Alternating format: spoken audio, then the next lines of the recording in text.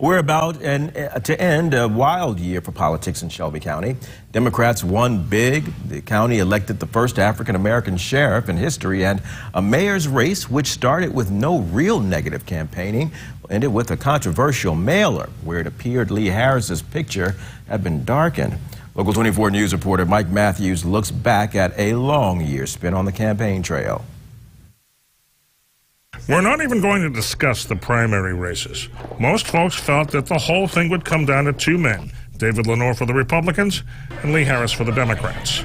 There were debates and there were differences. Lee Harris said Shelby County should look at helping fund the Memphis Area Transit Authority. Public transit, which has over 25,000 riders a day, is the most broadly impactful organization in our town. The county should be invested in public transit. The responsibility of public transportation matter is governed by the City of Memphis mayor.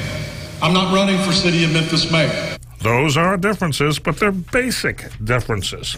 This basically was the way things were going right up until the last few weeks of the campaign, and it was on Local 24 this week where it really got interesting. We want a lively conversation here. We got one right from the first question.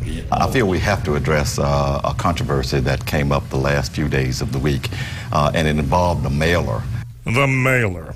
Now look at the picture of Harris, compare it to his website, and how he looked in the studio. So there's been a lot of negative attack ads in this campaign, and I think the latest attack, the one that you talked about where Mr. Lenore darkened my image, crosses the line. I don't think you should ever darken the image of black or brown people. Lenore denied having anything to do with the mailer and said it was all blown out of proportion by local columnist Wendy Thomas.